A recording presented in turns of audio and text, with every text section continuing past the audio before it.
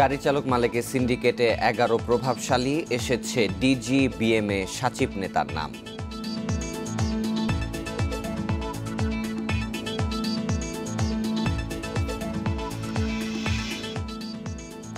Saudi প্রবাসীদের অসহায়ত্বের সুযোগ নিচ্ছে একটি চক্র, টিকিটের দাম বেশি নেওয়ার অভিযোগ।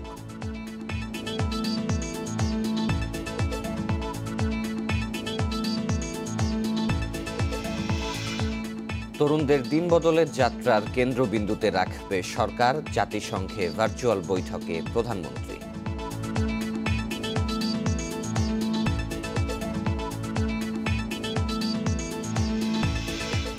গুলশানের রেস্টুরেন্ট থেকে বিপুল বিদেশি মদ, বিয়ার, সিসা জব্দ, ম্যানেজার সহ 2 জন আটক।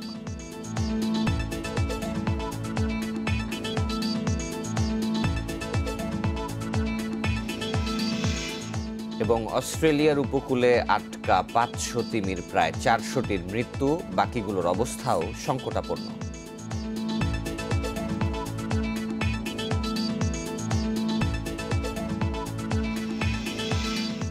সকাল 9টার বিরতিহীন সংবাদে স্বাগত, সাথে আছি শাফাদ্দিন ফরিদ।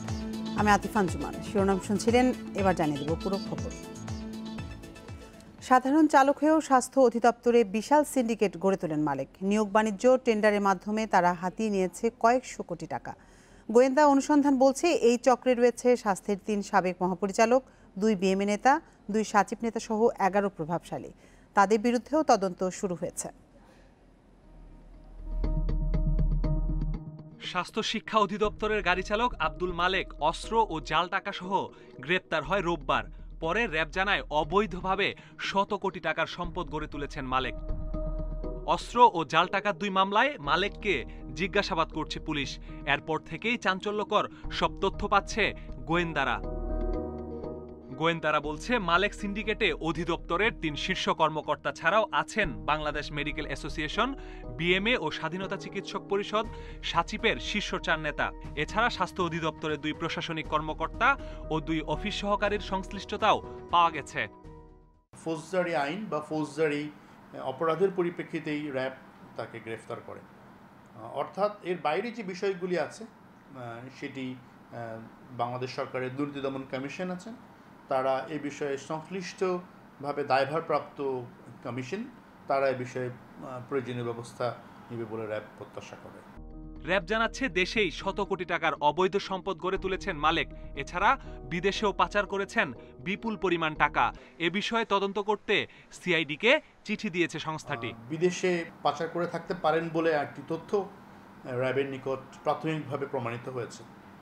এর পরিপ্রেক্ষিতে র্যাব আনুষ্ঠানিকভাবে সিআইডি মানি লন্ডারিং ইউনিটের নিকট তার মানি লন্ডারিংয়ের বিষয়ে তদন্ত করার জন্য আনুষ্ঠানিকভাবে অনুরোধ জানিয়েছে। এদিকে মালেকের বিরুদ্ধে দায়ের হওয়া অস্ত্র ও বিশেষ ক্ষমতা আইনের মামলার তদন্তভার বুঝে নিতে স্বরাষ্ট্র মন্ত্রণালয়ে আবেদন করেছে র্যাব।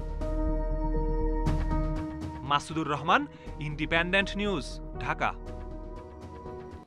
ফ্লাইট সংকটে আটকে পড়া সৌদি প্রবাসীদের অসহায়ত্বের সুযোগে সক্রিয় একটি অসাধু চক্র। এদের কাছ থেকে স্বাভাবিক মূল্যের অনেক বেশি দামে টিকিট কিনতে হচ্ছে বলে অভিযোগ ভুক্তভোগীদের।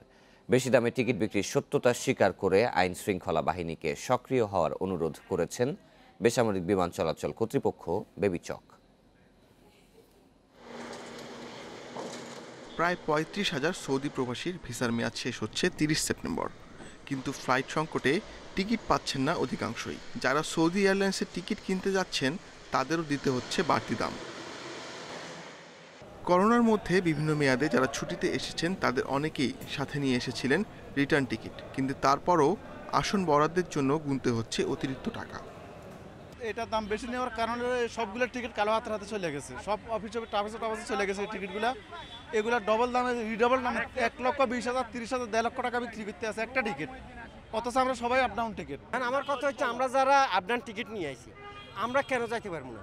এরা টাকা বেশি দিয়ে হেরা চলে যেতে পারছে, হেগো দাম বেশি আমগো দাম নাই গিয়ে, মানে আমাদের যে আগে পুরানো টিকিট আছে, এই তোমরা সরো হেগোরে টাকা দাও। এই পরিস্থিতির জন্য ট্রাভেল এজেন্সির সিন্ডিকেটকে দায়ী করেছেন বিশেষজ্ঞরা। এ ধরনের এজেন্সির বিরুদ্ধে আইনি ব্যবস্থা নেওয়ার পরামর্শ তাদের। এখন এটা কি সাউদি এয়ারলাইন্স বাড়িয়েছে না সিন্ডিকেট করা হচ্ছে এইটা নিয়ে একটি কিন্তু নৈতিকতার প্রশ্ন। এই লোকগুলো যাবে তাদের চাকরির জন্য, এবং এখন যদি টিকিটের দাম বাড়িয়ে দেওয়া যায় অযথা, এটা একটা তাদের জন্য একটা বিশেষ চাপ পড়ে যাবে। এই অবস্থায় সরকারকে অবশ্যই এগিয়ে আসা দরকার। সিন্ডিকেটের বিষয়টি মানছেন বেবিচক চেয়ারম্যানও। প্রবাসীদের হয়রানি বন্ধে সংশ্লিষ্টদের তৎপর হওয়ার তাগিদ দেন তিনি। আমাকে বলেছে তারা সবার জন্য ওপেন রেখেছে, বাট আমাদের দেশের যে বাংলাদেশি যারা ট্রাভেল এজেন্ট তারা মুহূর্তেই, আমার যেটা ধারণা, তারা এই টিকিটগুলোকে ব্লক করে ফেলতেছে যাতে অন্যরা টিকিট, এই ব্যবসাটা আমাদেরকে খুঁজে বের করতে হবে। আমি আমার মন্ত্রী মহোদয়কে জানিয়েছি যে আমরা এটা আইন প্রয়োগকারী সংস্থার মাধ্যমে খুঁজে বের করতে হবে যে কারা আমাদের দেশের নাগরিক হয়ে নাগরিকদের ক্ষতি করার চেষ্টা করতেছে। প্রায় কয়েক মাস বন্ধ থাকার পর সেপ্টেম্বর থেকে সৌদি আরবে ফ্লাইট শুরুর ঘোষণা দেয় দেশটির সরকার। তবে শুধুমাত্র সৌদি এয়ারলাইন্সকে যাত্রী পরিবহনের অনুমতি দেয় সৌদি কর্তৃপক্ষ।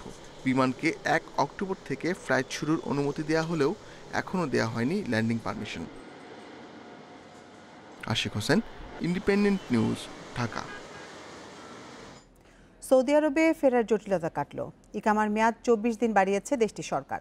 রোববার থেকে শুরু নতুন ভিসা দেয়া। পররাষ্ট্রমন্ত্রী জানিয়েছেন প্রয়োজনে ইকামার মেয়াদ আরও বাড়বে। 30 সেপ্টেম্বর পর্যন্ত রিয়াদ ও জেদ্দায় যাবে 4টি বিশেষ ফ্লাইট।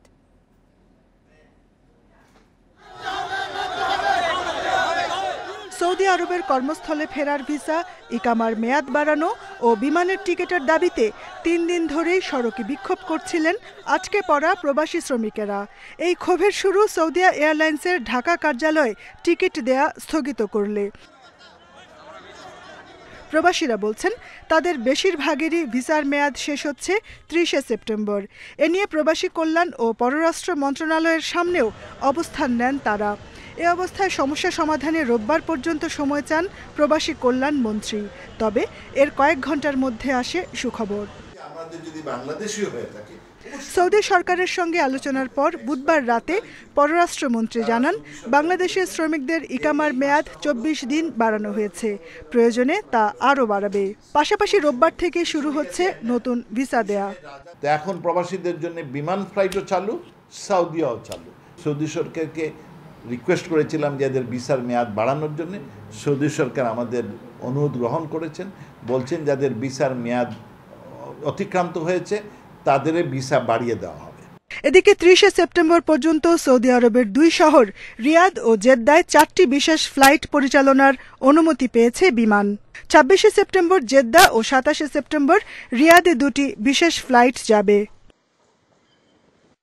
26 সেপ্টেম্বর ঢাকা জেদ্দা ও 27 সেপ্টেম্বর ঢাকা রিয়াদে যাত্রীবাহী ফ্লাইট পরিচালনা করবে। এই 2টি বিশেষ ফ্লাইট। আর এই 2 ফ্লাইটে সৌদি যাওয়ার সুযোগ পাবেন 16 ও 17 মার্চের রিটার্ন টিকিট কাটা যাত্রীরা। নতুন করে কোনো টিকিট দেয়া হবে না বলেও জানানো হয়েছে বিজ্ঞপ্তিতে। দুদেশের মধ্যে বিমান চলাচল স্বাভাবিক হলে টিকিট জটিলতা থাকবে না বলেও জানানো হয়েছে। Jahanara Parvin, independent news, Dhaka. এ বিষয়ে বিস্তারিত জানাতে রাজধানী সোনারগাঁও হোটেলে সৌদি এয়ারলাইন্সের বুথের সামনে থেকে যোগ দিচ্ছেন সহকর্মী মাহমুদ শরীফ। শরীফ, সৌদি প্রবাসীরা গতকালের মতো আজকেও সেখানে জড়ো হয়েছেন কিনা সবশেষ তথ্য জানাবেন আমাদের।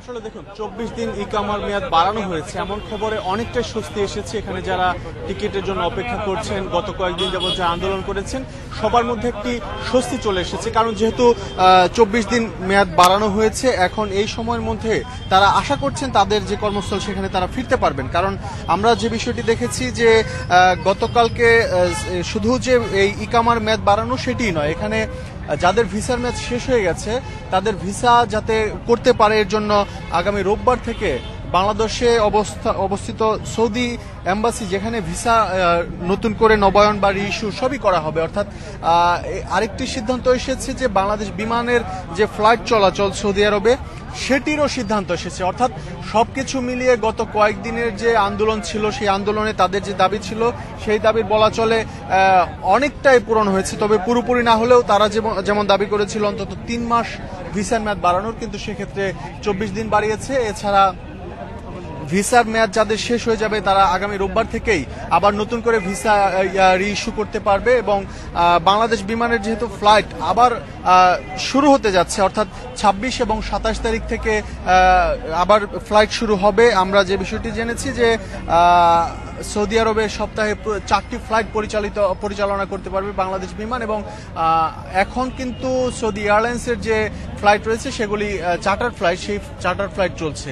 আপনি এখন দেখতে পাচ্ছেন যেখানে যারা অবস্থান নিয়ে আছেন টিকিটের জন্য তারা মূলত এখানে টোকেন পেয়েছেন, তারাই অবস্থান নিয়ে আছেন। আর যারা নতুন আসছেন তাদের কিন্তু এই মুহূর্তে কোনো টোকেন দেওয়া হচ্ছে না, কারণ গত 3 দিন যাবত টোকেন দেওয়া বন্ধ আছে। কারণ যাদেরকে টোকেন দেওয়া হয়েছে, অর্থাৎ এখানে টোকেনের সিরিয়াল যদি বলতে চাই এখানে 1500 থেকে 1600 মতো সিরিয়ালে টোকেন দেওয়া হয়েছে, কিন্তু এই 1500-1600-র মধ্যে টিকিট পেয়েছে মাত্র 100-2। অর্থাৎ এই কারণে টিকিট স্বল্পতা থাকার কারণে কিন্তু এখন নতুন করে টোকেন দেওয়া হচ্ছে না।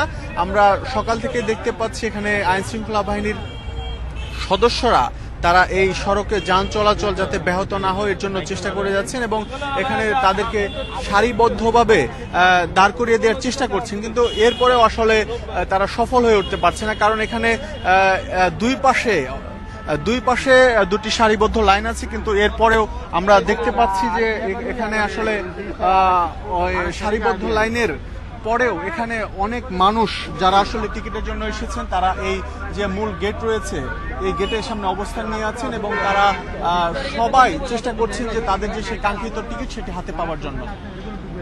সৌদিতে থাকা 54,000 রোহিঙ্গাকে বাংলাদেশি পাসপোর্ট দিতে চাপ দেয়া হচ্ছে, নয়তো বাংলাদেশিদের ফেরত পাঠানোর হুমকি দেয়া হচ্ছে বলে জানিয়েছেন পররাষ্ট্রমন্ত্রী। এ নিয়ে কূটনৈতিক আলোচনা চলছে, আর সেখানকার রোহিঙ্গারা বাংলাদেশি না বলে তাদের পাসপোর্ট দেওয়ার সুযোগ নেই বলেও জানিয়েছেন মন্ত্রী। মানবিক বিবেচনায় 1977 সালে 54,000 রোহিঙ্গাকে সেখানে থাকার সুযোগ দেন তৎকালীন সৌদি বাদশা। 4 দশক আগে আশ্রয় পাওয়া এই জনগোষ্ঠীর সংখ্যা এখন প্রায় 2.5 লাখ। সৌদি আরবের বর্তমান সরকার এখন আর তাদের দায় নিতে চাচ্ছে না, চাপ দিচ্ছে রোহিঙ্গাদের বাংলাদেশি পাসপোর্ট দেওয়ার। পররাষ্ট্রমন্ত্রী বলেছেন এ প্রস্তাব দীর্ঘদিনের হলেও সম্প্রতি তাগিদ পাচ্ছে। 54,000-এর মতো এই যে রোহিঙ্গা এরা ওখানে আছেন, তাদের দেশে আছেন। এখন তারা বলছে যে এদের তো কোনো পাসপোর্ট নাই, কোনো ডকুমেন্ট নাই, তো বলছে যে তোমরা যদি ওদের পাসপোর্ট রিইস্যু করো তাহলে ভালো। আমরাও করিনি, কিন্তু এরা যদি আমাদের কোনো লোকই না হয়, হ্যাঁ সোজাসুজি আপনার অন্য জায়গাতে গেছে, তাহলে কিন্তু আমরা এই ব্যাপারে যাচাই বাছাই করবেন। কিন্তু সৌদি আরবের এরা একটু তাগদা আছে, তারা বলছে তাদের দেশে তারা কোনো লোককে স্টেটলেস চায় না। গত 6 মাসে এ নিয়ে 3টি ভার্বাল নোট পাঠিয়েছে দেশটির সরকার। এতে তারা বলছে এখন আর রোহিঙ্গাদের সৌদি আরবে রাখতে চান না। সর্বশেষ গত সপ্তাহে পাঠানো নোটে বলা হয়েছে রোহিঙ্গাদের ফেরত না নেওয়া হলে সৌদিতে থাকা বাংলাদেশিদের উপর নেতিবাচক প্রভাব পড়বে। এটা বিভিন্ন জুনিয়র লেভেলে কেউ কি দিয়েছে, আপনার বলছে যে তোমরা যদি এগুলো না নাও কিংবা এদের পাসপোর্ট ইস্যু না করো, তাহলে তোমাদের যে এত লোকজন আনতেছি অন্যান্য দেশের থেকে বেশি, আমরা এটা বন্ধ করে দিব। আর তোমাদের 22 লাখ লোক এখানে থাকে, তাদের সম্পর্কে আমরা নেতিবাচক অবস্থান নেব। এ নিয়ে পররাষ্ট্র সচিবের নেতৃত্বে 3 সদস্যের কমিটি গঠন করা হয়েছে জানিয়ে মন্ত্রী বলেন বিষয়টি দ্রুত সমাধানে জোর তৎপরতা চালাচ্ছে মন্ত্রণালয়। দেশের মতো আমাদের মন্ত্রণালয়ের মতো এত স্মার্ট নাফিজাতুল্লাহ, ইন্ডিপেন্ডেন্ট নিউজ, ঢাকা। অন্যান্য দেশ অনেক। জাতিসংঘের সাধারণ অধিবেশনে সাইডলাইন বৈঠকে যোগ দিয়ে 2041 সালে উন্নত বাংলাদেশ গড়ার লক্ষ্যের কথা জানিয়েছেন প্রধানমন্ত্রী। বলেছেন তরুণদের দিন বদলের যাত্রার কেন্দ্রবিন্দুতে রাখতে চায় তার সরকার, আর এজন্য 2030 সালের মধ্যে দেশের সব মাধ্যমিক বিদ্যালয়ে হবে ডিজিটাল একাডেমি। করোনার কারণে জাতিসংঘের 75তম সাধারণ অধিবেশনে ভার্চুয়ালি যোগ দিচ্ছেন নানা দেশের সরকার ও রাষ্ট্রপ্রধানরা। Digital cooperation action for future generation শীর্ষক হাই লেভেল বৈঠকে অংশ নেন প্রধানমন্ত্রী শেখ হাসিনাও। এ সময় তিনি বলেন বিশ্বের ডিজিটাল সেবা শক্তি যে কতটা কোভিড-19 মহামারীতে যেমন প্রকাশ পেয়েছে, তেমন ডিজিটাল বৈষম্যের বিষয়টিও উন্মোচিত হয়েছে। the strength of digital services and also exposed the stark বিশ্বের অর্ধেক মানুষই ইন্টারনেট সেবা পাচ্ছে না। আমাদের অবশ্যই এই বৈষম্য দূর করতে হবে। বাংলাদেশের ডিজিটালাইজেশনের জন্য সরকারের উদ্যোগের ফলে ইন্টারনেট সেবা গ্রহণের দিক দিয়ে বড় ধরনের গতি হয়েছে। মোট ইন্টারনেট গ্রাহক এখন 10,34,00,000-এর উপরে। বাংলাদেশ by 2021 ডিজিটালাইজেশন নিয়ে তার সরকারের কার্যক্রম তুলে ধরে প্রধানমন্ত্রী বলেন, বাংলাদেশে ইন্টারনেট ব্যবহারকারীর সংখ্যা 103.8 মিলিয়নে দাঁড়িয়েছে, আর তা জনগণকে চেঞ্জ মেকার হওয়ার বিশাল সুযোগ এনে দিয়েছে।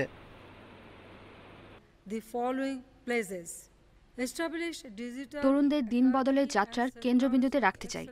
সেই লক্ষ্যে প্রতিটা মাধ্যমিক বিদ্যালয়ে 2030 সালের মধ্যে digital academy and centre of excellence গড়ে তোলা হবে। এতে চতুর্থ শিল্প বিপ্লবে উদীয়মান চাকরির বাজারে আমরা এগিয়ে থাকব। এ সময় ডিজিটাল কানেক্টিভিটির মাধ্যমে অর্থনৈতিক বিকাশ সহজতর করা, নারীর ক্ষমতায়ন সহ সমাজ পরিবর্তনে তার সরকারের লক্ষ্য জানিয়ে প্রধানমন্ত্রী বলেন, এটি টেকসই উন্নয়ন লক্ষ্য বাস্তবায়ন ও করোনার বিরুদ্ধে লড়াইয়ে সহায়তা করবে।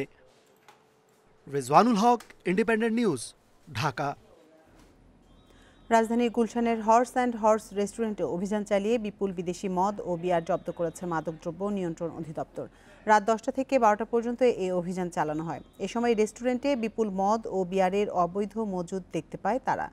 কোনো ধরনের লাইসেন্স ছাড়া বিদেশি মদ, বিয়ার বিক্রি ও সীসা লাউঞ্জ পরিচালনার দায়ে রেস্টুরেন্টের ম্যানেজার সহ 2 জনকে আটক করা হয়। এই রেস্টুরেন্টে ফাস্টফুড ও বেকারি খাবারের পাশাপাশি বিক্রি করা হতো মদ। অভিযানে 203 বোতল বিভিন্ন ব্র্যান্ডের বিদেশি মদ, 810 ক্যান বিয়ার, 2 কেজি নিষিদ্ধ সীসা ও 3টি হুকা জব্দ করা হয়। এখানে সীসাও খাওয়ানো হয়। সীসা পাওয়া গেছে 2 কেজি এবং হুক্কা পাওয়া গেছে 3 পিস।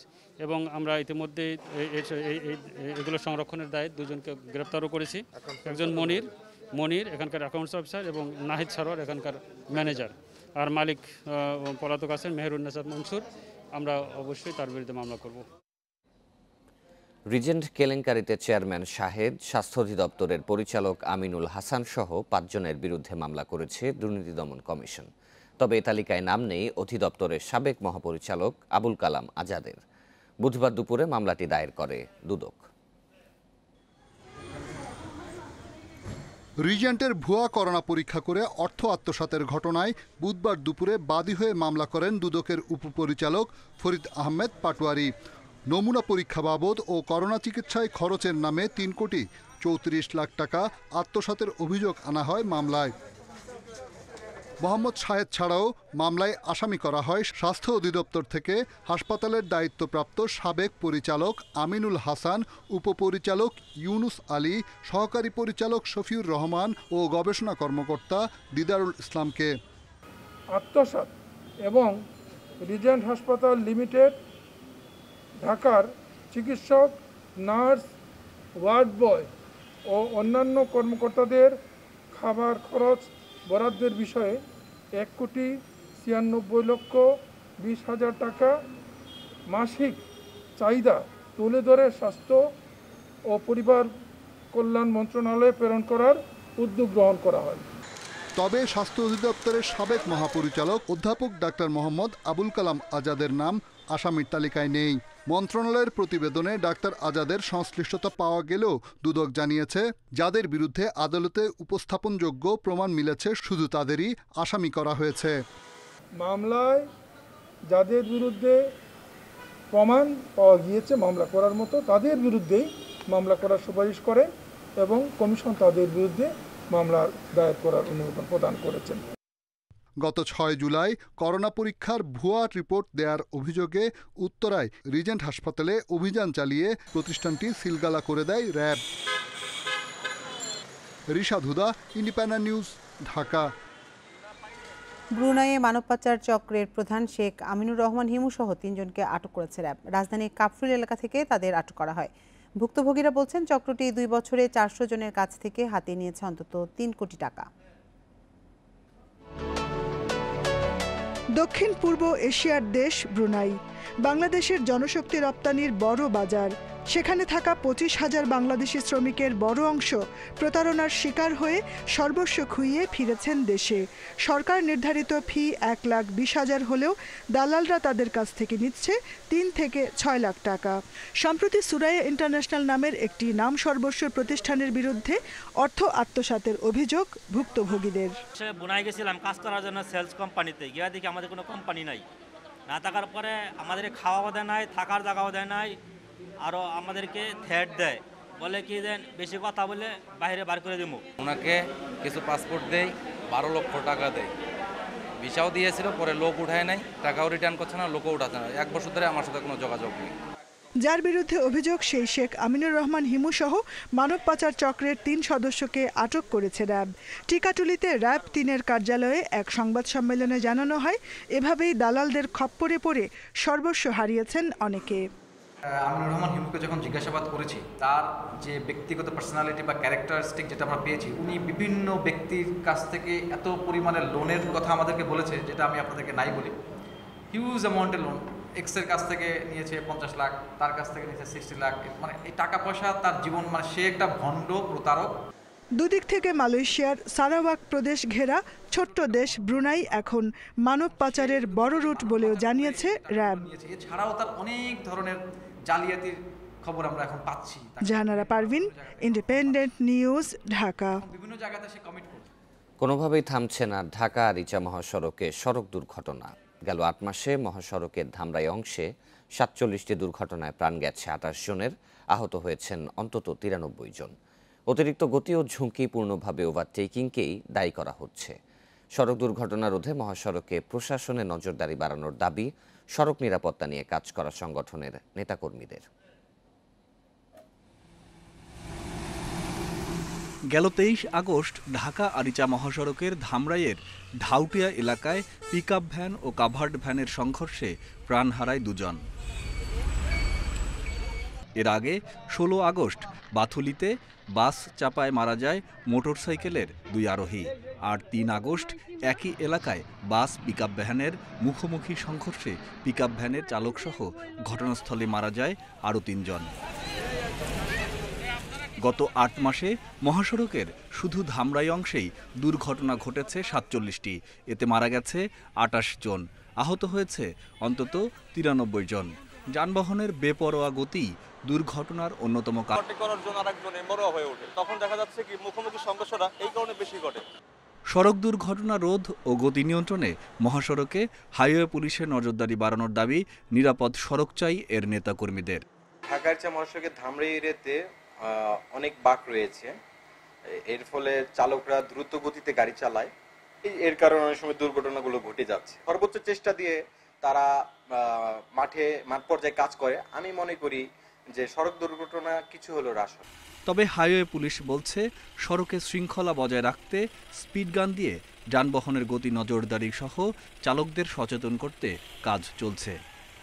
মহাসড়কের দুর্ঘটনা রোধ করার জন্য আমাদের মহাসড়কে বিশেষ করে 3 হুইলার যাতে কোনো অবস্থা চলতে না পারে এবং মানুষ যাতে তাদের জেব্রা ক্রসিং এবং ফুট ওভারব্রিজ ব্যবহার করে, এই জন্য প্রচারণা চালানো হচ্ছে। ঢাকা আরিচা মহাসড়ক 6 লেনে উন্নীতকরণের কাজ শুরু হয়েছে। কাজ শেষ হলে দুর্ঘটনা অনেকাংশেই কমে আসবে বলে মনে করছেন স্থানীয়রা। Independent news desk. পদ্মা সেতু রেল সংযোগ প্রকল্পের নকশা ত্রুটি নিয়ে একে অন্যকে দুষছে 2 পক্ষ। সেতু বিভাগ বলছে এর দায় নিতে হবে রেলওয়েকে, আর রেলমন্ত্রীর দাবি সড়ক বিবেচনা করেই নকশা করা হয়েছে। নতুন চাহিদা দিচ্ছে সেতু কর্তৃপক্ষ। এতে মাওয়া ও জাজিরা অংশের রেল সংযোগ প্রকল্পের কাজ বন্ধ রয়েছে প্রায় 1 মাস ধরে। ত্রুটি সংশোধনে 2টি টেকনিক্যাল টিম গঠন করেছে রেল মন্ত্রণালয়। ঢাকা থেকে পদ্মা সেতু হয়ে যশোর পর্যন্ত পদ্মা সেতু রেল সংযোগ প্রকল্প। নারায়ণগঞ্জ, মুন্সিগঞ্জ, ফরিদপুর সহ 8 জেলা হয়ে যশোর পৌঁছাবে 172 কিলোমিটারের এই রেলপথ। 39,246 কোটি 80 লাখ টাকার প্রকল্পটি বাস্তবায়ন করছে চায়না রেলওয়ে গ্রুপ লিমিটেড। 2016 সালের জানুয়ারিতে কাজ শুরুর পর 4 বছর 8 মাসের মাথায় এর নকশায় দেখা গেছে বড় ধরনের ত্রুটি। পদ্মা সেতু প্রকল্পের কর্তৃপক্ষ আগস্টের শেষের দিকে মাও অংশের দুটি ও জাজিরা প্রান্তের দুটি পিলারের নকশা নিয়ে আপত্তি জানায়। ৮০ কিলোমিটার বেগে দুরন্ত গতিতে ছুটে আসা গাড়িগুলো পদ্মা সেতুতে ওঠার মুখে ঠিক এখানে এসে বাধাপ্রাপ্ত হবে, কেননা রেল প্রকল্পের যে ১৪ এবং ১৫ নম্বর পিলারটি নির্মাণ করা হচ্ছে তাতে প্রয়োজনীয় ৫.৭ মিটার উচ্চতা নেই এবং একই সঙ্গে রাস্তার দুপাশের যে প্রশস্ততা দরকার সেটিও নেই, যার কারণে ভারী যে যানগুলো রয়েছে সেটি এই রেল লাইনের নিচ দিয়ে পদ্মা সেতুতে উঠতে পারবে না। প্রকল্প পরিচালক বলছেন, নকশায় আন্তর্জাতিক মান অনুসরণ করা হয়নি। স্ট্যান্ডার্ড যে হাইট আছে ন্যাশনাল হাইওয়ের জন্য 5.7 মিটার, এখানে কিছুটা কম আছে, তাহলে তো আমাদের ন্যাশনাল হাইওয়ে স্ট্যান্ডার্ডও থাকলাম না, এবং এটা ইন্টারন্যাশনাল হাইওয়ে, কাজে এখানে যানবাহন চলাচলে অসুবিধা হবে। প্লাস আমাদের উইড তো কম আছে, হরিজেন্টাল ক্লিয়ারেন্সও কম এবং ভার্টিক্যাল ক্লিয়ারেন্সও কম হচ্ছে। বাংলাদেশ রেলওয়ে তারা আমাদের সাথে আসলে এটা করে নাই, মতবিনিময় করে নাই, উচিত ছিল। তবে এই অভিযোগ আমলে নিচ্ছে না রেল সংযোগ প্রকল্প। রেলমন্ত্রীর দাবি, সড়কের বিষয়টি মাথায় রেখেই নকশা করা হয়েছে। নতুন করে উচ্চতা ও প্রশস্ত বাড়ানোর দাবি করছে সেতু বিভাগ। যে রিকোয়ারমেন্ট যেটা সেই অনুযায়ী এখানে কাজ হচ্ছে। নর্মালি হয় 9.1, এটা তাতে 15.5, আনইউজুয়াল 5.5। আমাদের যে রিকোয়ারমেন্ট সেটা ধরেই আমরা কাজ করতেছি এবং সেটাই আছে। এখন তারা বলছে 5.7 লাগবে, এইটা অ্যাডজাস্ট করা সম্ভব। দ্বিমত হচ্ছে ওয়াইডিং এর নিয়ে। আমরা বলতেছি যে 15.5 তোমাদের অ্যাকচুয়ালি রিকোয়ারমেন্ট, তোমরা ডিজাইনটা করো। এই সাইডের ডিজাইনটা তারা এখনো কমপ্লিট করেনি ফাইনাল রোড, কিন্তু আমরা যেহেতু কাজগুলো আগে করতেছি আমাদের জন্য তারা এই বাধ্যবাধকতা তৈরি করে দিয়েছে। অর্থায়ন থেকে শুরু করে নানা জটিলতায় পিছিয়ে রেল সংযোগ প্রকল্প। নতুন করে দেখা দেয়া এ সমস্যায় প্রকল্প আরও পেছানোর শঙ্কা তৈরি হয়েছে। সঙ্গে ব্যয় বাড়ার ইঙ্গিতও দিলেন রেলমন্ত্রী। Ijazur Rahman, independent news, Dhaka. 2021 সালের ডিসেম্বরের মধ্যে মেট্রো রেল চালু করতে হলে জনবল বাড়ানোর কোনো বিকল্প নেই বলে মনে করেন বিশেষজ্ঞরা। তারা বলছেন, করোনার ক্ষতি কাটিয়ে উঠতে হলে 24 ঘন্টাই কাজ করতে হবে। প্রকল্পের ব্যবস্থাপনা পরিচালক জানালেন, এরই মধ্যে নির্মাণ কাজের গতি বেড়েছে, তবে জনবল বাড়ানো কঠিন। মেট্রো রেল প্রকল্পের যে অংশে জাপানিরা কাজ করছিল, করোনার সময় সেখানে কাজ বন্ধ ছিল। এতে আগারগাঁও থেকে মতিঝিল অংশের কাজ বেশি বিঘ্নিত হয়েছে। দাপ্তরিক কাজ চললেও থেমেছিল মাঠ পর্যায়ের কাজ। প্রথম অংশের যে কাজ আছে সেটা আমরা 75.50 শেষ করেছি। সেই জায়গাটাতে কিন্তু আপনি দেখবেন যে এখন রেল লাইন বসতেছে, সেখানে বৈদ্যুতিক লাইন বসতেছে, এবং আরো যে আনুষঙ্গিক যে কাজকর্ম অর্থাৎ পূর্ত কাজের পরে যেই ধাপটা হয় সেই ধাপটা এখন চলতেছে। আর আপনি যদি আগারগাঁও থেকে বাংলাদেশ ব্যাংক পর্যন্ত বা মতিঝিল পর্যন্ত দেখেন, তাহলে এখানে দেখবেন যে এখানে পূর্ত কাজটাই চলতেছে। তিনি আরো জানান, আলাদা হাসপাতালের ব্যবস্থা রাখা হলেও জাপানিরা তাতে আস্থা রাখেনি। তবে এরই মধ্যে জাপানি বিশেষজ্ঞরা আসতে শুরু করেছে, কাজের ধাপও বাড়ানো হয়েছে।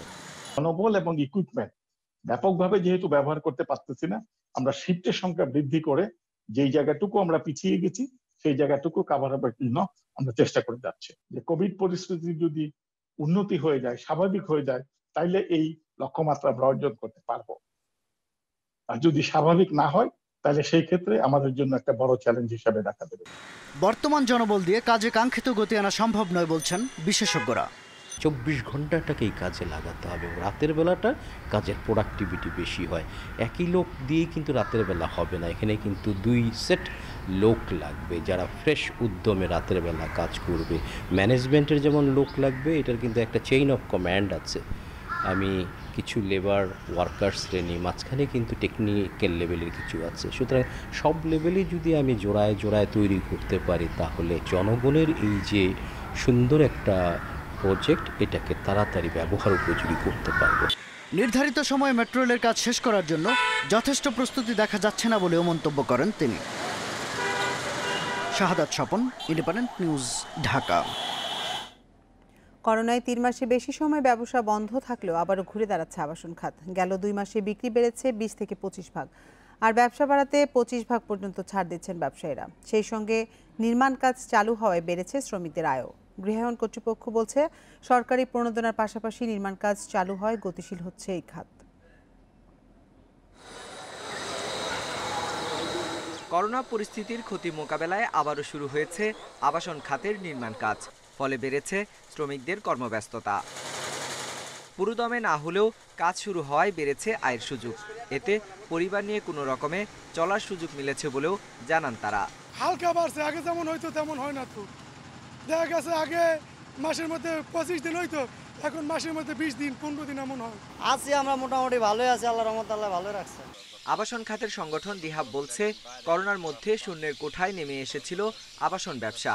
তবে বর্তমানে আবারও শুরু হয়েছে ফ্ল্যাট বিক্রি। বিভিন্ন জায়গায় বিক্রি শুরু হয়েছে, হ্যাঁ কিছু কিছু ছাড় দিতে হচ্ছে এবং এটা বিক্রিটা শুরু হয়েছে, যেটা আমরা সন্দিহান ছিলাম। আর একটা জিনিস তো বলতেই হয় যে প্রণোদনা প্যাকেজে যেটা এসছে মাননীয় প্রধানমন্ত্রী থেকে শুরু করে উনি বিভিন্ন সেক্টরে দিয়েছেন, আমাদের সেক্টরে কিন্তু দিয়েছে।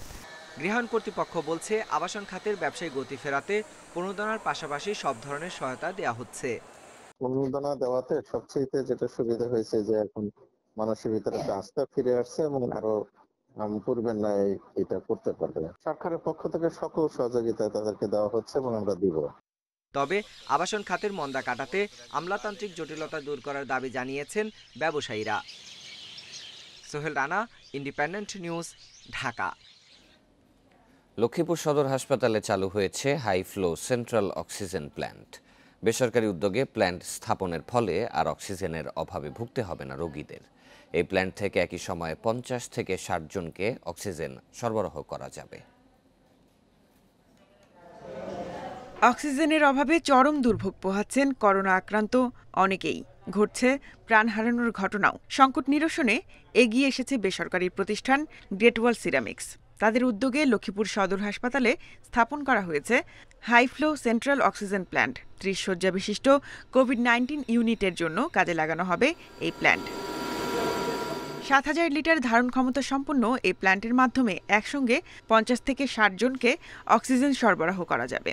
এসব রোগী মিনিটে 5 থেকে 6 লিটার অক্সিজেন নিতে পারবেন। তবে প্রয়োজন পড়লে প্রতি মিনিটে 30 থেকে 50 লিটার অক্সিজেনও সরবরাহ সম্ভব। প্রত্যন্ত অঞ্চল থেকে যারা আছে এখানে তারা লক্ষ্মীপুরে এটা ব্যবহার করতে পারে। ঢাকা এবং ঢাকা চিটাগাং যেতে হবে না এবং এটা একটা বিশাল অ্যাচিভমেন্ট আমি মনে করব আমাদের জন্য। অক্সিজেন প্ল্যান্টে রয়েছে নিজস্ব উৎপাদন ক্ষমতা। 4টি হাই ফ্লো নেজেল ক্যানুলা রয়েছে, যার মাধ্যমে অতি সংকটাপন্ন রোগীদেরও এই অক্সিজেন সরবরাহ করা যাবে। একজন করোনা রোগী যখন খুবই খারাপ হয় তখন এত বেশি অক্সিজেন লাগে যা সাধারণ অক্সিজেন সিলিন্ডার দিয়ে সাপ্লাই দেওয়া খুবই কঠিন। আর অক্সিজেন সিলিন্ডারের যে প্রেশার, সেই প্রেশারে হাই ফ্লো নেজাল ক্যানুলাগুলো আমরা চালাতে পারি না, যে কারণে এই মেশিনটা আমাদের জন্য খুবই প্রয়োজনীয় এবং খুবই উপকারী হবে। বেসরকারিভাবে এ ধরনের উদ্যোগ আরও বেশি নেওয়া হলে অনেক মুমূর্ষু রোগীর জীবন বাঁচবে বলে আশা চিকিৎসকদের। Independent news desk. আপনারা দেখছেন 1 ঘন্টার বিরতিহীন সংবাদ। সংবাদে আরও যা থাকছে। বিশ্বে ফের বেড়েছে করোনা সংক্রমণ। একদিনে মৃত 6000, শনাক্ত প্রায় 3,12,000।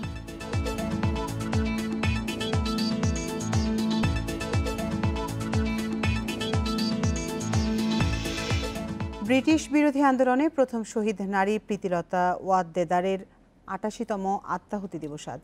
87 বছর আগে আজকের দিনে চট্টগ্রামে তৎকালীন পাহাড়তলী ইউরোপিয়ান ক্লাবে আক্রমণের পর আত্মাহুতি দেন তিনি।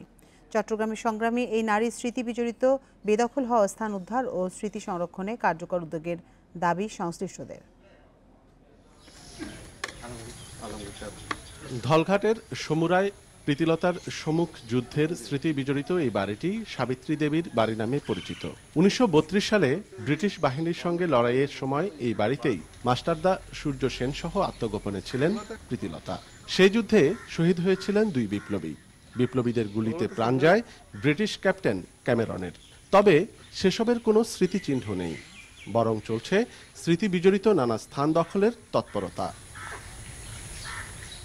একই অবস্থা বীরকন্যা প্রীতিলতার জন্মভিটা ও ঘরবাড়ির। ঝোপ জঙ্গলে ঢাকা জায়গাটি লিজের নামে দখল করে নিয়েছে স্থানীয় এক লোক। দখল হয়ে যাওয়া প্রীতিলতার জন্মভিটায় এখন এই শহীদ স্মৃতিবেদিটি আছে, যেটির অবস্থাও অত্যন্ত ভগ্নপ্রায়। স্থানীয়রা বলছেন, বিপ্লবীদের এসব স্মৃতি সংরক্ষণে যদি উদ্যোগ না হয় তাহলে নতুন প্রজন্মের কাছে এসব ইতিহাস অজানাই থেকে যাবে। বিপ্লবী নারী নেত্রীর যে এখানে জন্মস্থান এবং স্মৃতি বিজড়িত জায়গা, এটা এখনো অরক্ষিত অবস্থায় পড়ে আছে। বিপ্লবীদের বসত বাড়ি যেগুলো ছিল, স্থানগুলো অনেকে দখল বেদখল হয়ে গেছে। ওগুলো রক্ষা করা আমি মনে করি রাষ্ট্রীয়ভাবে সিদ্ধান্ত নেওয়া জরুরি। তবে 3 বছর আগে ধলঘাটে প্রীতিলতা স্মৃতি ট্রাস্ট কমপ্লেক্স তৈরি করেছে সংস্কৃতি বিষয়ক মন্ত্রণালয়। এখনও তৈরি হয়নি বিপ্লবী স্মৃতি গ্যালারির নির্মাণ কাজ।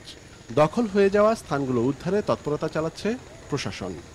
তাদের স্মৃতি ধন্য যে জায়গাগুলো আছে, এখানে যদি কোনো অবৈধ দখল থাকে বা অবৈধভাবে কেউ অন্যভাবে ব্যবহার করে থাকেন, আমরা এই জায়গাগুলো উদ্ধার করে তাদের জন্য, তাদের স্মৃতি রক্ষার্থে এই উদ্যোগ আমরা অবশ্যই নিব। এদিকে প্রীতিলতার জীবনকে সেলিনা হোসেনের উপন্যাস অবলম্বনে সেলুলয়েডে বন্দী করার উদ্যোগ নিয়েছে চট্টগ্রাম বিশ্ববিদ্যালয়ের শিক্ষক প্রদীপ ঘোষ। শুধু নিছক চলচ্চিত্র নয়, এটি ইতিহাসের দলিল, যা প্রীতিলতার আত্মাহুতির 88 বছর পরে আমরা এই জাতি দায়িত্ব নিয়েছি, একটি প্রজন্ম দায়িত্ব নিয়েছি এই ছবিটি করার জন্য। রেলের পূর্বাঞ্চলের বিভাগীয় প্রকৌশলীর দপ্তর হিসেবে সাবেক ইউরোপিয়ান ক্লাবটি ব্যবহৃত হচ্ছে। অনুপম শীল, ইন্ডিপেন্ডেন্ট নিউজ, চট্টগ্রাম। বিশ্বে করোনায় মৃতের সংখ্যা 9,81,000 ছাড়ালো, আক্রান্ত 3,20,00,000-এর বেশি। বিশ্বে ফের বেড়েছে একদিন আক্রান্ত ও মৃত্যু। 24 ঘন্টায় প্রাণ গেছে 6,000-এর, আক্রান্ত 3,14,000-এর বেশি। আবারও দৈনিক সর্বোচ্চ শনাক্ত মৃত্যু ভারতে, আক্রান্ত 89,600, মৃত্যু 1,152 জন। যুক্তরাষ্ট্র, ব্রাজিলেও বেড়েছে সংক্রমণ ও প্রাণহানি। যুক্তরাষ্ট্রে একদিনে শনাক্ত 41,000-এর বেশি, প্রাণ গেছে 1,112 জনের। করোনা পরিস্থিতির উন্নতি হওয়ায় গণপরিবহনে ফেস মাস্ক পরার বাধ্যবাধকতা তুলে নিয়েছে নিউজিল্যান্ড সরকার। তবে অকল্যান্ডে এখনও থাকছে বিধিনিষেধ। করোনা পরিস্থিতির অবনতি হয়েছে বিশ্বের বিভিন্ন দেশে। সংক্রমণ রোধে কড়াকড়ি আরোপ করেছে ফ্রান্স। প্যারিস সহ ঝুঁকিপূর্ণ শহরে 10 জনের বেশি মানুষের জমায়েত নিষিদ্ধ করেছে সরকার। লকডাউনের বিপক্ষে বিক্ষোভ হয়েছে স্পেনের মাদ্রিদে। ভোটের স্বচ্ছতা নিয়ে গণবিক্ষোভ বা ক্ষমতা থেকে সরে দাঁড়ানোর আন্তর্জাতিক আহ্বান সবকিছু উপেক্ষা করে টানা 6ষ্ঠ মেয়াদে বেলারুশের প্রেসিডেন্ট হিসেবে শপথ নিলেন আলেকজান্ডার লুকাশেঙ্কো। তবে এই শপথকে অবৈধ বলে নতুন কর্মসূচির ডাক দিয়েছেন বিক্ষোভকারীরা। আর এই দুঃসময়ে 66 বছর বয়সী শাসকের পাশে দাঁড়িয়েছে রাশিয়া। 1 কোটির কম জনসংখ্যার দেশ বেলারুশ। ভৌগোলিক অবস্থানের কারণে দেশটির বিশেষ গুরুত্ব রয়েছে রাশিয়ার কাছে। ইউরোপে রাশিয়ার তেল গ্যাস রপ্তানির পাইপলাইন গেছে বেলারুশের মধ্য দিয়ে। 1994 সালে বেলারুশের প্রথম প্রেসিডেন্ট নির্বাচিত হন আলেকজান্ডার লুকাশেঙ্কো। এরপর পুনর্নির্বাচিত হয়েছেন আরও 5 বার। সবশেষ চলতি বছরের 9 আগস্টের ভোটে তার 80% সমর্থন পাওয়ার কথা জানায় দেশটির নির্বাচন কমিশন।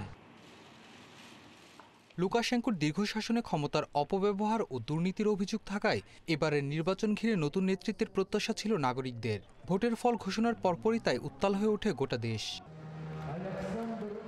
তবে এসবের পরোয়া করছেন না 66 বছর বয়সী এই শাসক। কঠোর হাতে বিক্ষোভ দমনের মধ্য দিয়ে বুধবার নতুন মেয়াদে শপথ নেন তিনি। বিশ্ব এখন মহাসংকটের দ্বারপ্রান্তে। এখন দেশের নিরাপত্তা ও ঐক্য প্রয়োজন। এই অবস্থায় বেলারুশ ছেড়ে যাওয়ার অধিকার আমার নেই। আর এর প্রতিবাদে আরো জোরালো আন্দোলনের ডাক দিয়েছে বিক্ষোভকারীরা। আমাদের রাজনৈতিক ইতিহাস সমৃদ্ধ। অনেক ত্যাগের বিনিময়ে আমাদের স্বাধীনতা এসেছে। আমরা পরিবর্তন চাই। এদেশে লুকাশেঙ্কোর অনুমতি ছাড়া পশুরা পর্যন্ত বাচ্চা প্রসব করে না। পরিস্থিতি বিবেচনায় এরই মধ্যে লুকাশেঙ্কোকে স্বীকৃতি না দেওয়ার ঘোষণা দিয়েছে জার্মানি। একই পথে হাঁটার ইঙ্গিত দিয়েছে ইউরোপের বেশিরভাগ দেশ। তবে রাশিয়ার কাছ থেকে তিনি পেয়েছেন অভিনন্দন বার্তা। সারওয়ার জামান, ইন্ডিপেন্ডেন্ট নিউজ। অস্ট্রেলিয়া তাসমানিয়া উপকূলে আটকে পড়া 500 তিমি 400টিরই মৃত্যু হয়েছে। এর আগে একসঙ্গে এত তিমির মৃত্যু দেখেনি বিশ্ব। সেখানে এখন উদ্ধার অভিযান চলছে। বাকিগুলোর অবস্থাও সংকটাপন্ন বলে জানিয়েছে দেশটির কর্তৃপক্ষ। ধারণা করা হয় মাছ শিকারে প্রলুব্ধ হয়ে উপকূলে আসে তিমি। এক পর্যায়ে আটকা পড়ে বালুতটে। আর পাইলট তিমি দলবদ্ধভাবে চলাফেরা করায় আটকে পড়লে দেখা দেয় বড় সংকট। তাসমানিয়ার ম্যাককুরি হেডস উপকূলে সোমবার সন্ধান মিলে 270টি তিমির। 24 ঘন্টার ব্যবধানে প্রায় 10 কিলোমিটার দূরে আটকা পড়ে আর 200-র বেশি। মঙ্গলবার থেকে এসব তিমিকে গভীর সমুদ্রে ফেরত পাঠানোর চেষ্টা করছেন উদ্ধারকর্মীরা। আমরা আপ্রাণ চেষ্টা করছি। একটি তিমিকেও মরতে দিতে চাই না, তবে কাজটা বেশ কঠিন। গড়ে 22 ফুট লম্বা এক একটি পাইলট তিমির ওজন প্রায় 3000 কেজি। পানিতে না থাকলে এই ওজনই তাদের বিপদের কারণ হয়ে দাঁড়ায়। তিমিগুলো যতক্ষণ পানিতে আছে ততক্ষণ আশা আছে। উদ্বেগের বিষয়, অল্প পানিতে সময়ের সঙ্গে সঙ্গে ওরা দুর্বল হয়ে পড়ছে। 1935 সালে এই উপকূলে 294টি পাইলট তিমি আটকা পড়েছিল। সবশেষ 2009 সালে আটকা পড়ে অন্তত 200 তিমি। সারওয়ার জামান, ইন্ডিপেন্ডেন্ট নিউজ। আইপিএলে দ্বিতীয় জয়ের খোঁজে মাঠে নামবে রয়্যাল চ্যালেঞ্জার্স বেঙ্গালুরু। রাত 8টায় কিংস 11 পাঞ্জাবের মুখোমুখি হবে তারা। 3 মৌসুম পর জয় দিয়ে মিশন শুরু করেছে বেঙ্গালুরু। টপ অর্ডারে কোহলির আস্থার প্রতিদান দিয়েছে দেবদূত পাদিকাল। ছন্দে আছে নারায়ণ ফিঞ্চ। মিডল অর্ডারে বেঙ্গালুরু ভরসা এবি ডিভিলিয়ার্স ও বিরাট কোহলি। প্রথম ম্যাচে ছন্দে ছিলেন ডেলস্টেইন ও উমেশ যাদব। দুই পেসারের ব্যর্থতায় সুযোগ পেতে পারেন ক্রিস মরিস। বল হাতে অনবদ্য ছিলেন যুজবেন্দ্র চাহাল। অন্যদিকে দিল্লির বিপক্ষে ব্যাটিং লাইন আপ ভুগিয়েছে পাঞ্জাবকে। মায়াঙ্ক আগারওয়াল ছাড়া লোকেশ রাহুল, গ্লেন ম্যাক্সওয়েলরা আলো ছড়াতে পারেননি। ভারসাম্য আনতে একাদশে থাকতে পারেন গেইল। 24 মুখোমুখিতে সমান 12 জয় দু দলের। সফরে স্বাস্থ্য সুরক্ষা সংক্রান্ত নির্দেশিকা পাঠিয়েছে শ্রীলঙ্কান ক্রিকেট বোর্ড। তবে সব শর্ত মানা কঠিন বলছে বিসিবি। এখন নিজেদের মধ্যে আলোচনায় পরবর্তী সিদ্ধান্ত জানাবে এসএলসি। সে অনুযায়ী নির্ধারিত 27 সেপ্টেম্বর বাংলাদেশ দলের লঙ্কা সফরে যাওয়ার সম্ভাবনা নেই। শর্ত পুনর্বিবেচনায় বিসিবিও কিছুটা ছাড় দেওয়ার কথা ভাবছে। দ্বীপদেশে রঙিন আভা। করোনা পরিস্থিতি নিয়ন্ত্রণে রেখে দৃষ্টান্ত স্থাপন করেছে শ্রীলঙ্কা। কোয়ারেন্টিন ইস্যুতে কড়াকড়ি বিধিনিষেধে কোনো ছাড় নেই। লঙ্কান স্বাস্থ্য মন্ত্রণালয় কোভিড টাস্কফোর্স এক হয়ে কাজ করছে অবিরাম। কঠিন সব শর্ত কোনোভাবে নড়চড়ের সুযোগ নেই। সেই কারণে ঝুলে গেছে লঙ্কা বাংলা সিরিজের ভাগ্য। বিসিবি কোয়ারেন্টিন আইন শিথিলের দাবিতে সোচ্চার। এসএলসিও স্বাস্থ্য মন্ত্রণালয় টাস্কফোর্সের সঙ্গে একাধিক বৈঠক করেছে। যদিও এত দৌড়ঝাঁপের পরও মেলেনি ইতিবাচক সাড়া। সবশেষ খবর, স্বাস্থ্য সুরক্ষা সংক্রান্ত নির্দেশিকা পাঠিয়েছে এসএলসি, যাতে কিছু শর্তে আপত্তি জানিয়েছে বিসিবি। এখন সেসব পুনর্বিবেচনার পর আনুষ্ঠানিক সিদ্ধান্তের অপেক্ষা। তাদের যে কোভিড টাস্কফোর্স আছে বা অন্যান্য যে অথরিটি আছে তাদের সাথে কথা বলে তাদের যে হেলথ গাইডলাইন, সেই হেলথ গাইডলাইনে কতটুকু শিথিল করা যায় সেই বিষয়টা নিয়ে তারা কাজ করছেন। যদিও আমাদের প্রিপারেশন সব কিছু 27 তারিখে ধরেই আমরা এগোচ্ছি, তবে এই মুহূর্তে বিষয়টা একটু চ্যালেঞ্জিং হবে 27 তারিখে ট্রাভেল করা। ভিসা এবং অন্যান্য জটিলতা তো রয়েছেই। সেক্ষেত্রে যদি কোনো অ্যাডজাস্টমেন্টের দরকার হয় আমরা করে নেব। সফর নিশ্চিত না হলেও ঠিক মতোই চলবে টাইগারদের প্রস্তুতি ক্যাম্প। চূড়ান্ত সিদ্ধান্ত জানার পর পরিকল্পনা গুছিয়ে নেবে টিম ম্যানেজমেন্ট। সিরিজে ম্যাচের সংখ্যা কমবে কিনা তা নিয়েও কথা হচ্ছে দুই বোর্ডের মধ্যে। এই মুহূর্তে বলা ঠিক হবে না, তবে অ্যাডজাস্টমেন্ট পুরো বিষয়টাই ডিপেন্ড করবে। যেহেতু এসএলসি এটার হোস্ট, তাদের সাথে আলোচনা করে এবং সেক্ষেত্রে তাদের একটা ডোমেস্টিক কম্পিটিশন আছে, সব কিছু বিবেচনায় রেখেই সিদ্ধান্তটা নিতে হবে। যদি আমরা এই সিরিজ নিয়ে কন্টিনিউ না করি সেক্ষেত্রে আমাদের অন্য প্ল্যান আছে, তো সেক্ষেত্রে প্লেয়ারদের অনুশীলনটা আমরা কন্টিনিউ করব। লঙ্কা সিরিজের অনিশ্চয়তার মাঝেও ঘরোয়া ক্রিকেট নিয়ে ইতিবাচক বিসিবি। সিরিজ নিয়ে যে সিদ্ধান্তই আসুক, অক্টোবর-নভেম্বরে মাঠে ক্রিকেট ফেরাতে চায় board. Saiful Majumdar, independent news. Sri Lanka সফরের সূচি এখনও চূড়ান্ত হয়নি। অনিশ্চয়তা সত্ত্বেও নিজের কাজ ঠিকঠাক এগিয়ে নিতে চান মোহাম্মদ সাইফুদ্দিন।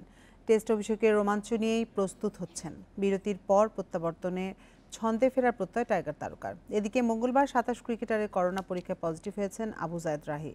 এই পেসারকে আইসোলেশনে রেখে গাইডলাইন অনুযায়ী চিকিৎসা দেওয়া হবে বলেছে বিসিবি। সংক্ষিপ্ত সংস্করণে দাবি মিটিয়েছেন যথার্থ, কিন্তু টেস্টের চাহিদা যে ভিন্ন। করোনা বিরতি সুযোগ করে দিয়েছে সেই চাহিদাপত্র নিয়ে ভেবে দেখা। পুরনো চোট সমস্যা, প্রথম শ্রেণীর ক্রিকেটে অভিজ্ঞতার ঘাটতি, পেশাদারি ক্রিকেটের দীর্ঘ বিরতি, সামনে একাধিক প্রশ্ন। সাদা পোশাকের ক্রিকেটের জন্য ঠিক কতটা প্রস্তুত মোহাম্মদ সাইফুদ্দিন? সীমাবদ্ধতা সত্ত্বেও ইতিবাচক মনোভাব টাইগার অলরাউন্ডারের। ব্যাটে বলে ব্যবধান গড়ে দেবার যে মৌলিক সামর্থ্য, তাতে আস্থা রাখতে চান নির্বাচকেরা। সেই বার্তা পরিষ্কার। সমস্যা একটাই, পুরো ছন্দ ফিরে পাবার লড়াইয়ে সময় পাচ্ছেন অল্প। সবসময় আমার একটা চিন্তা থাকে আমার ইনজুরিটা নিয়ে, যেহেতু আমার মেজর একটা ইনজুরি আছে, ব্যাক পেন। আমি প্রায় 6-7 মাস মাঠের বাইরে ছিলাম। এরপর ফিট হয়ে এসে আবার একটা দুটো ম্যাচ খেলার পর আবার করোনার কারণে 6 মাস পিছিয়ে গেলাম। প্রায় 1 বছরের মতো আমি মাঠের বাইরে। ক্ষণে ক্ষণে পাল্টাচ্ছে লঙ্কা সফরের গতি প্রকৃতি। টাস্ক ফোর্সের অনড় অবস্থানে খুলছে না জট, বন্ধ চাকা ফের চালু করতে গিয়ে গলদঘর্ম 2 বোর্ড। অনিশ্চয়তার মাঝে কঠিন চ্যালেঞ্জ ম্যাচ ফিটনেস ফিরে পাবা। ডেডলাইনটা আগেই জানা, বলতে গেলে প্রায় ছক এঁকে মাপঝোক করে টার্গেট ঠিক করে দিয়েছে কোচিং স্টাফ। ফিটনেস নিয়ে ব্যস্ততার পাশাপাশি ব্যক্তিগত উন্নয়নের কথা ভুলছেন না মোহাম্মদ সাইফুদ্দিন। মানসিকভাবে অনেক স্ট্রং আমি মনে করি, কারণ অনেক সময় অনেক কিছু কাজ করতে মন চাইতো না, তারপর নিজেকে পুশ করেছি, বুস্ট আপ করেছি, পারতেছি না তারপরে করতেছি। তো এসব নিজে নিজে জিনিসগুলো যখন করছি তখন মনে হচ্ছে না আমার আরও ইমপ্রুভ হয়েছে বা আরও ইমপ্রুভ করতে হবে। দলগত অনুশীলনের চতুর্থ দিন পূরণ হয়নি পুরো স্কোয়াডকে একসাথে পাবার আশা। কোভিড-19 পজিটিভ হওয়া আবু জায়েদ রাহিকে রাখা হয়েছে আইসোলেশনে, ছিলেন না এবাদত হোসেন আর লিটন দাসও। সুরক্ষা বলয়ের ভেতরে ছুটছেন ক্রিকেটাররা। ফিটনেসের প্রাথমিক লক্ষ্য পূরণ হলেও আদৌ কি তারা পৌঁছাবেন কোথাও? শেষমেশ কি সম্ভব হবে লঙ্কা যাত্রা? Zahirul Islam, Independent news, Dhaka. English League কাপে বার্নসলিকে 6-0 গোলে উড়িয়ে দিয়েছে চেলসি। হ্যাট্রিক করেছেন নতুন রিক্রুট কাই হাভার্টস। এদিকে নতুন মৌসুমে দুর্দান্ত আর্সেনাল লিস্টার সিটিকে 2-0 গোলে হারিয়েছে গানাররা। লিভারপুল ম্যাচে হারের ক্ষত ভুলতে স্ট্যামফোর্ড ব্রিজে দাপুটে শুরু চেলসির। 19 মিনিটে বার্নসলির বিপক্ষে গোল উৎসবে শুরুটা করেন ট্যামি আব্রাহাম। লিড ডাবল করতে 9 মিনিট সময় নেয় কাই হাভার্টস। বিরতির পর 10 মিনিটের ব্যবধানে জোড়া গোল করে হ্যাট্রিক পূর্ণ করেন জার্মান এই অ্যাটাকিং মিডফিল্ডার। মাঝে রস বার্কলি নাম লেখান স্কোরশিটে, আর শেষ গোলটা আসে অলিভিয়ে জিরুর কল্যাণে। এদিকে প্রিমিয়ার লিগের ছন্দ লিগ কাপেও ধরে রেখেছে আর্সেনাল। মিকেল আর্তেতা 7 পরিবর্তন নিয়ে নামলেও গানারদের জয় আটকাতে পারেনি লিস্টার সিটি। চতুর্থ রাউন্ডে আর্সেনালের সম্ভাব্য প্রতিপক্ষ লিভারপুল। এদিকে ইংলিশ লিগ কাপে ভিন্ন ম্যাচে মাঠে নামছে লিভারপুল ও ম্যানচেস্টার সিটি। রাত 1:45 LNER স্টেডিয়ামে লিংকন সিটির অতিথি অলরেডস।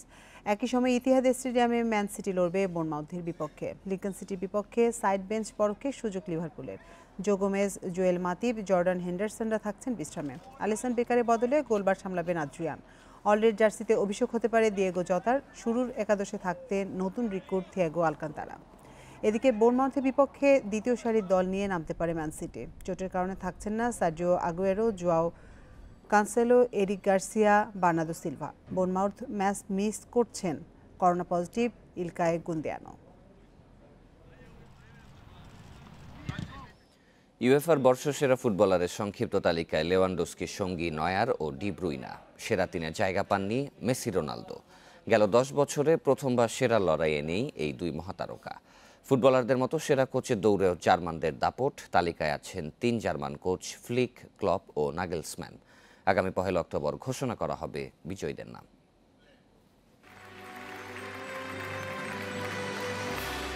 9 বারের মধ্যে 5 বারই পুরস্কার বাগিয়েছেন রোনালদো কিংবা মেসি। যে কবার পাননি দুজনের মধ্যে কেউ তো টিকে গেছেন সেরা 3-এ। কিন্তু এবারে ইউএফা বর্ষসেরার লড়াইয়ে নেই 2 মহাতারকা। মেসি 4-এ আর রোনালদোর অবস্থান 10 নম্বরে। সেরা 3-এ কারা আছেন, কে ফেভারিট? চোখ বন্ধ করে বাজি রবার্ট লেভানডস্কির দিকে। বায়ার্নের ট্রেবল জয়ে দুর্দান্ত লেভানডস্কি সব প্রতিযোগিতা মিলিয়ে 47 ম্যাচে করেছেন 55 গোল।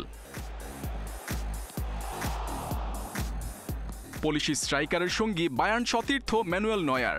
চ্যাম্পিয়ন্স লিগে 6 ক্লিন শিট তাকে আবারও সেরার কাতারে রেখেছে।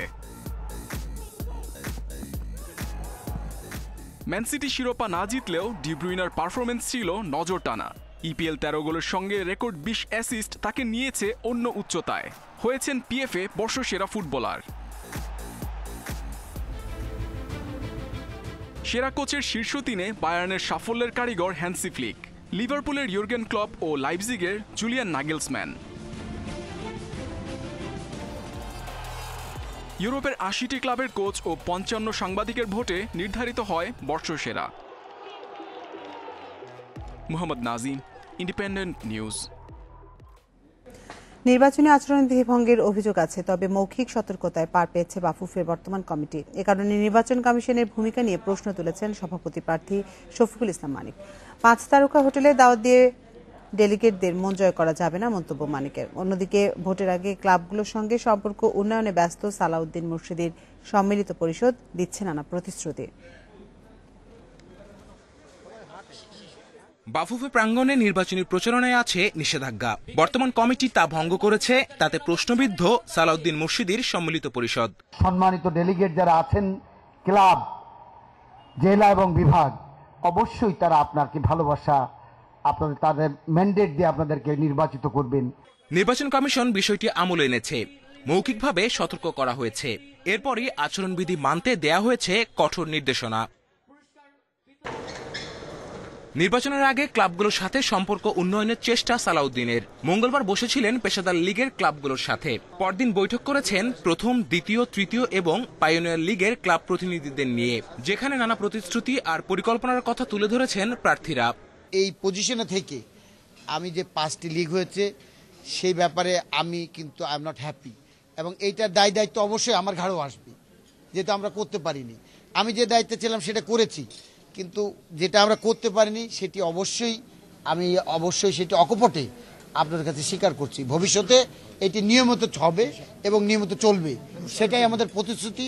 ভোটারদের মন জয় করতে ব্যস্ত সালাউদ্দিনের প্যানেল। বিপরীতে সভাপতি প্রার্থী শফিকুল ইসলাম মানিক অনেকটাই প্রচারণার বাইরে। প্রেসিডেন্ট পদপ্রার্থী যিনি আছেন তার সাথে আমি এগিয়ে আছি এই দিক থেকে, আমার কন্ট্যাক্টের দিক থেকে। যাদের সাথে কথা বলেছি তারা বলছে, তারা তো আশ্বাস দিচ্ছে, তাদের চাকচিক্য শুধু, তাদের শুধু চাকচিক্য, কাজের বেলা কোনো কিছুতেই নাই। নির্বাচন কমিশনারের আরো শক্ত হওয়া উচিত, এবং উনি যদি, কারণ একটা নির্বাচনকে সুষ্ঠু করবেই নির্বাচন কমিশন। তবে নির্বাচনী লড়াইয়ের জন্য সাহস রাখছেন, আবারও বর্তমান কমিটির নানা কর্মকাণ্ডের তীব্র সমালোচনা করেছেন। আগামী সপ্তাহে নির্বাচনী ইশতেহার ঘোষণা করবেন শফিকুল ইসলাম মানিক। Kamrul Hasnat, Independent news, Dhaka. এই ছিল 1 ঘন্টার বিরতিহীন ইন্ডিপেন্ডেন্ট সংবাদে। ইন্ডিপেন্ডেন্ট টেলিভিশনের সব খবর আরো বিস্তারিত জানতে চোখ রাখুন ফেসবুক, ইউটিউব এবং টুইটারে। ধন্যবাদ সবাই।